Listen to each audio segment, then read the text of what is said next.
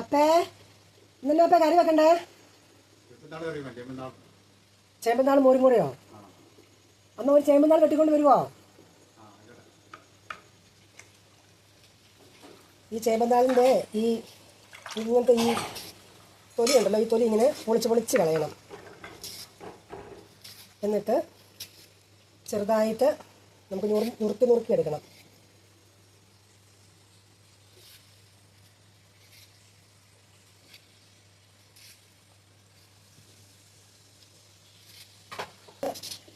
ഇങ്ങനെ അരിഞ്ഞ് ചട്ടിക്കകത്തോട്ട് ഇടുക. ചട്ടിയിലോ എന്തിനകത്ത് വേണം ഇടാവേ. ചെറുതായിട്ട് മുഴുപ്പിലിട്ടാൽ നന്നായിട്ട് വെന്തോളും. കാരണം നമ്മളിന്ന് തേങ്ങയൊക്കെ ചിരണ്ടി പറക്കി വരുമ്പോഴത്തേനും ഇതങ്ങ് വെന്തോളും.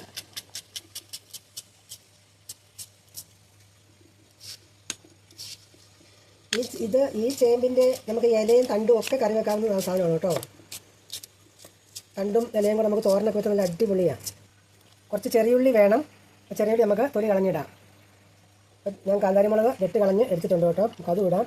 ഇതാ ഒരു കഷ്ണം വെളുത്തുള്ളിയുണ്ട്.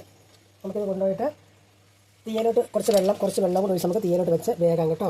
ഉപ്പ് കൂടി ഇടണം. ഉപ്പേ പിന്നെ അരി മറന്നു പോകരുത്. കുറച്ച് ഉപ്പ് കൂടി ഇത് ഉപ്പിട്ടിട്ടുണ്ട്. കുറച്ച് കരിയാപ്പിലയും കൂടി ഇട്ടിട്ട് നമുക്കിത് തീ കത്തിച്ച് വേഗം വയ്ക്കാം കേട്ടോ.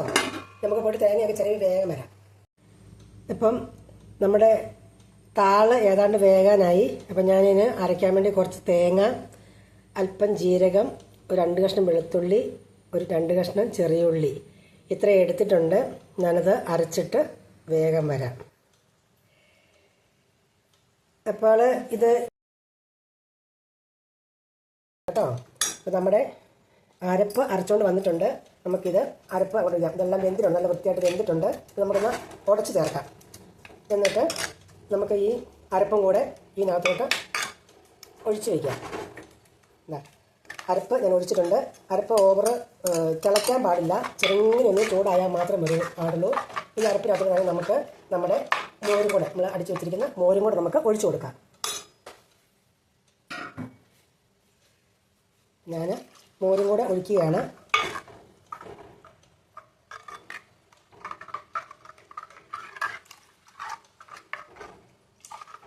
ശ്രദ്ധിക്കണം, മോര് ഒരു കാരണവശാലും തിളയ്ക്കാൻ പാടില്ല. ചെറുങ്ങനെ ചൂടായി വരിക മാത്രമേ ചെയ്യാവുള്ളൂ.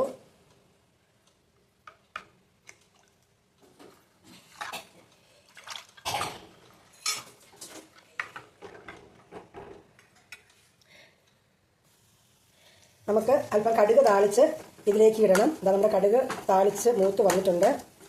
അത് നമുക്ക് ഇങ്ങോട്ട് ഇടാം.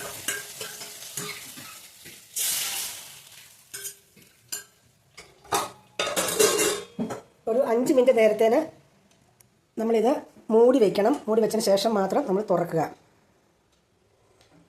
5 മിനിറ്റായി. ഇനി നമുക്ക് ഇത് നന്നായിട്ടൊന്ന് ഇളക്കി യോജിപ്പിക്കാം. നമ്മുടെ മോരുകറി, മോരുകറി നല്ല അടിപൊളിയായിട്ട് ആയി വന്നിട്ടുണ്ട്. Thank you.